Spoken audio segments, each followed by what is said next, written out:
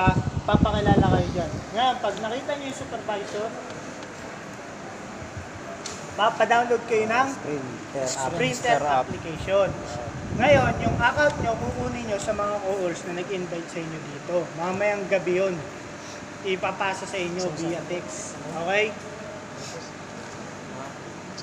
2 PM, lagay mo lang, saan ka branch ma-assign? Ha? Saan ka branch ma-assign? Dito po sa San Jose po sir. San Jose. Hindi ba lang binigay sa inyo? Wala po po sir. Huwag mo na lagyan. Ay, ang pare pa. Huwag mo na lagyan. Sige na, lagyan mo ng 2 PM. Pirma.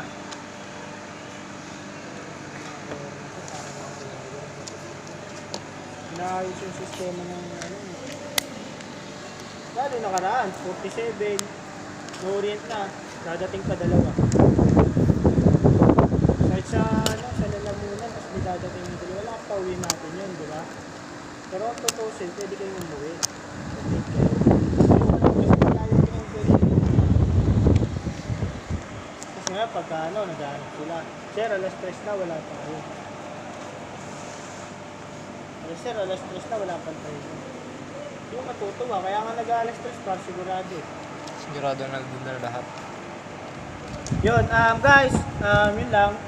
Palimutan nyo na yun, mga pinag-usapan. Ito yung pinaka-importante.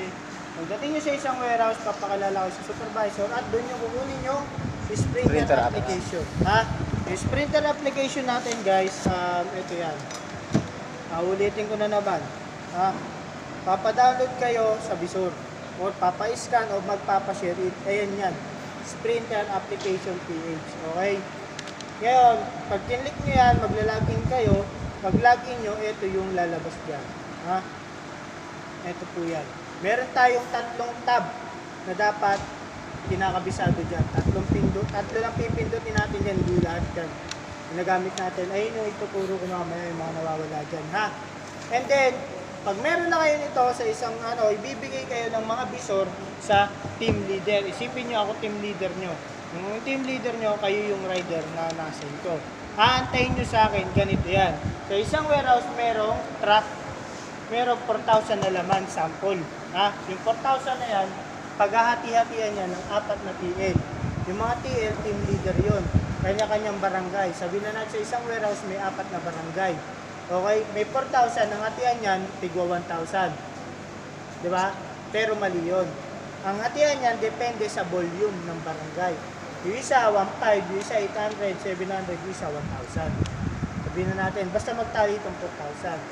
Ngayon, kung saan ka TL, diba? Kung saan ka TL, doon ka barangay, doon ka kabilang. Ang hawak ng mga natin, riders, is kinita. Okay? Is kinita yan. Okay? And then yan, kung may 1,500 yung nahawakan yung volume ng doon kayo kasapi, dito kayo makikihati ng mga parcel. Kung anong iskinita ka dyan, ibibigay sa'yo, o ito yung para sa iskinita. Possible, 100, 70, 50. Nakadepende po yan sa volume. Okay?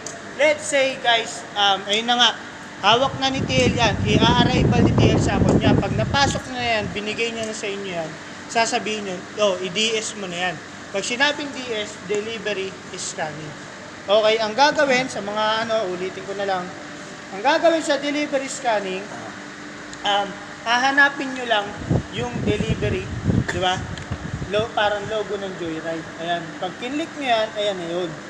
Lahat ng 60 parcel na ibinigay ko sa'yo kanina, ako yung TL, ang gagawin mo, pag-click mo yung delivery ngayon, isa-isa mong i-scan. Okay? Clear po ba? Pero bago tayo dumaan sa scanning, ang parcel ganito. Sample. Ayan yung parcel, sir, di ba? Pouch. Meron yan sticker na puti. Tama? Familiar kayo? Yung mga nakalagay dyan, seller's information, address, receiver's information kung sino mag-receive, tas yung address niya. Ayun yung pupuntahan nyo. Tama? And then ngayon, meron yan barcode dito sa unahan. Tapos meron yan 12 digits. Okay? May 12 digits po yan dyan. Ang 12 digits na yan yung importante. Yung pinaka-importante. Okay? Yan yung mga pinaka-importante para malaman natin kung nasaan na yung parcel. Para kahit nagde-deliver kayo pag hinanap, G-generate. Okay po? Clear po ba? Yung 12 digits na yan, guys, yun, basta scan. Ngayon, magdi-delivery scanning ka na. Ipapasok mo, pag sinabing delivery scanner, ang katumbas doon o kasing kahulugan ay ipasok mo yung mga parcel sa account mo. Okay? Ayun yung delivery scanner. Okay? Pagka kukunin na yung items ng customer. Hindi pa, sir. Hindi pa Nasa yan. warehouse ka pa. Wala Sa pa sa warehouse pala customer. pa. Binigay ko pa lang sa'yo, kunwari ako team leader, ibinigay ko sa'yo para i-delivery Scan scanning. mo. Ayun ay ready, para ma-ready para sa deliver. Pumasok sa account mo. Ma-deliver mo man yun, alam na sa iyo. Okay? Delivery scanning, ipine-prepare mo yung i-deliver mo. Kaya nga delivery scanning, hindi yun na-deliver na. Okay? Ngayon, ang mangyayari dyan, ito ang lalabas. Saan ka pupunta, sir?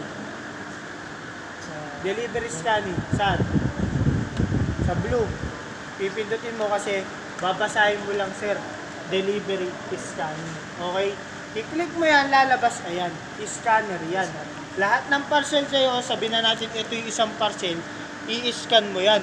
Pag i-scan mo yan, tutunog yan parang sa para ka nag-grocery. Di ba? Ngayon, nai-scan, nag-a-added. Ilan yung binigay ko sa isa? Kaya ilan yung dapat makita mo sa added? 60. Ngayon, meron dyan sa dito sa gitna, lalabas, confirm. Ngayon, pag 60 na yun, ibig sabihin, click mo yung confirm. Lilipat sa upload. Uploaded. Ngayon, kiklik mo yung upload now. Para pumasok na sa account mo at diretso na sa system natin. Clear po?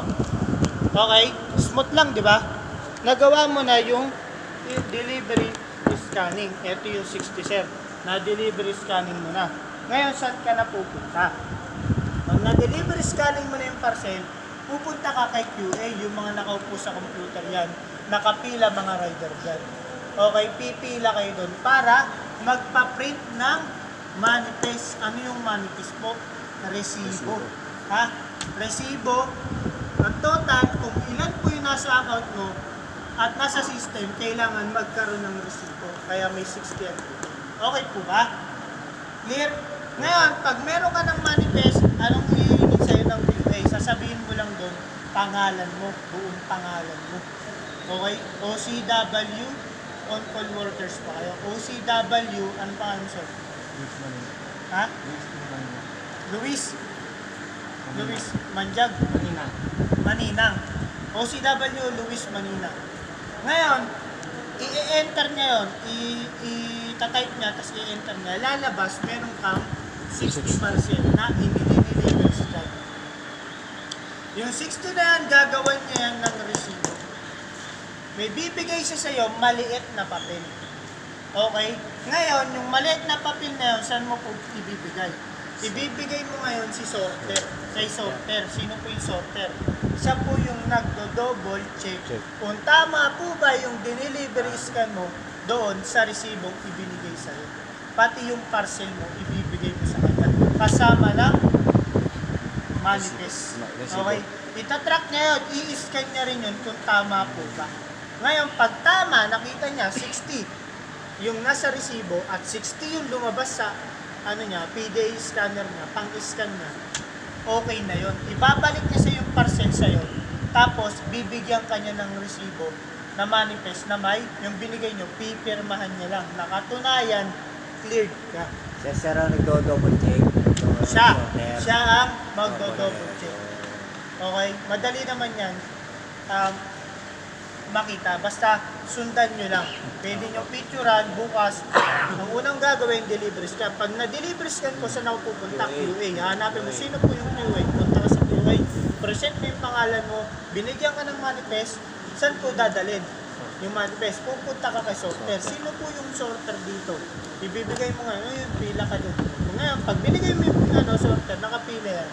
Ngayon, i-double track niya yan. Pag na-double track niya yan, bibigyan ka, babalik mo sa iyo papel na may pirma na katunayan, cleared ka na. Okay po? Nagigets? May hindi naiintindihan? Para mabalikan ka agad natin, makapag-proceed tayo kung wala na. Okay po? May nalilito? Wala naman. Ngayon, ang mangyayari, okay ka na, ibinigay na sa'yo. Pupunta ka na sa isang gilid para ano? Para mag-sort mismo kung ano yung una mong dadalin hanggang sa huli mong pagdideliveran. Ilalagay mo sa sako yung mga pouch, ilalagay mo yung bulky sa likod ng motor mo. Yung kamada, hindi ko na matuturo sa inyo. Tinitape lang naman yan. Pero yung pagsusort, nasa sa inyo na yun. Ngayon, di ba, ibinigay ko sa inyo yung iski-iskinita. O ngayon, discarding nyo ng mga rider kung ano yung una nyo dadalhin. Kung ano yung una nyo ilalagay, ayun yung huling dideliveran. Kung ano yung nasa ibabaw, yun yung una nyo pupuntahan para i-deliver. Okay na? Para maayos pa yung kamada. Okay? Kung sinabing ganun lang, sorting. Sariling sikap yun. Kasi kayo yung magdadala ng parcel. Ngayon, sabihin na natin, na-sort ko na sir, nakamada ko na yung mga bulky at naayos ko na yung Parcel. yung mga parcel na pouch, nakalagay na. Ngayon, guys, make sure lang na manunod nyo to. Lahat ng bulky na pupunta sa inyo, hindi naman yan ganun karami. Yung bulky kasi sir, kailangan muna yan i-check kung kukunin ba ng customer. Okay? Kasi ang bulky, malaki yan. Sabihin na natin, washing machine. Meron umorder sa area mo. Dinilagay mo na ngayon, tinate mo na ngayon, no? Sa motor mo. Ngayon, pagpunta mo dun sa labas, sa receiver, hindi mo makontak. E di dadalhin mo ngayon yung washing machine kasabay ng 60%. Iikot ka buong magdamag na dala mo. Kaya make sure lang, bago nyo ikamada sa motor nyo yung bulky, is dapat na-sure nyo, natawagan nyo yung customer at marireceive niya ngayong araw. Pag hindi nyo dadalhin yun. I-areahan nyo lang yun. Pupunta kayo sa area, pipicturean yung area kasama ng waybill number. Pupunta kayo dun sa area, picture lang para i-problematic yung parcel. Hindi nyo ngayon poproblemahin kung meron kang hawak na washing machine. Diba? Pangit naman yun. Sige, dinala mo. Hindi ka sigurado kukunin. Diba? Gano'n ang style sa bulky. Sa bulky lang yun ha. Sabihin na natin may 10 kang bulky. Siguraduhin mo muna. Ayun yung muna mo ipaprioritize. Okay po? Clear po ba? Okay. Clear? Ngayon ang mangyayari, okay na. Sir, na-sure ko na po na meron sa bulky talaga. Sir, na-sure ko na po na okay na, na-sort ko na. Tama-tama na sir. Ready na ako for deliver. Pagkatas mo mag-sort, pupunta ka kay security guard para ibigay ulit yung manifest sa kanya. Tapos, kakapkapan ka lang. Then, pag okay, labas ka na. Biyahe ka na. Okay? No? Clear po ba? Magkano? Biyahe. Tres.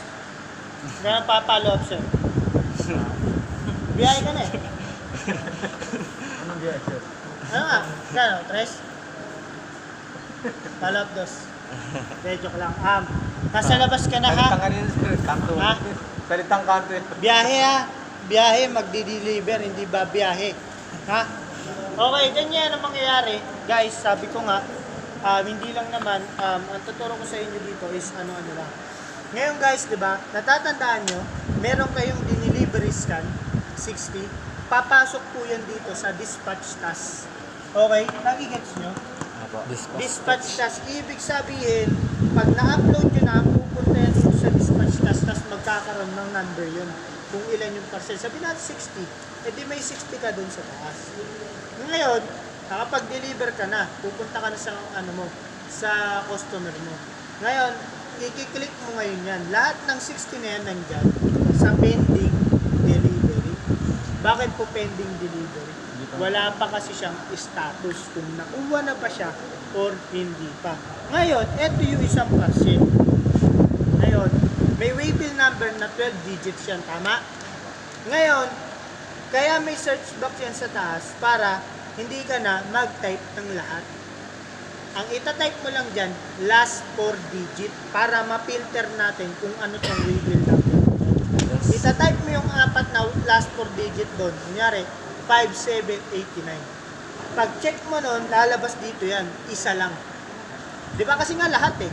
Ngayon, ang technique yan is i-search mo dito sa taas kung ano tong waybill na to. Hindi na buo, last 4 digit.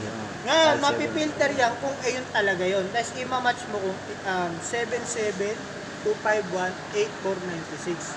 Ngayon, pipilter mo. Ngayon, i-click mo ngayon. Pag click mo ngayon nun, may logo lalabas dyan. I-click mo, may lalabas po dyan na POD or problematic sa baba. Okay, yung isa. Di ba? Click mo lang. Pag click mo nun, POD or problematic. Okay po? I-ano ko sa inyo, i-discuss ko sa inyo. Kasi ready ka na for delivery. Ayan na yung customer. Ngayon, na-filter ko na. Di ba? Na-search ko yung last 4 digit. Okay? Then, eto na yan. I-kinlik ko. May lalabas po dyan na ganito. Pag kinlik mo, yung 12 digits, sabihin na natin 7. Basta 12 digits yan. Okay? Isipin niya, yan yung generate nyo or last 4 digit niyan. Okay po? Then, lalabas po dyan kung ano po information ng parcel. Ngayon, ima-match mo kung etong parcel na to is tugma ba yung 12 digits sa sinerge mo. Then, mapipilter. Pag click mo ngayon yan, may lalabas na kulay pulang ganyan. Okay? Tapos, dito sa baba, kulay blue. Tama? Pag pula, problematic. Okay?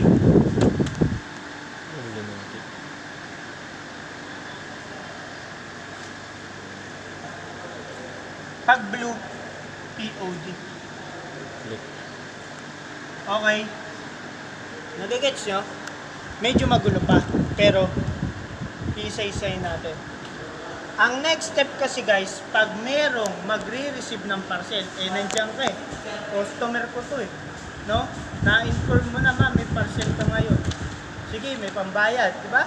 Pag sinabi may pambayad, ang i-click mo lang is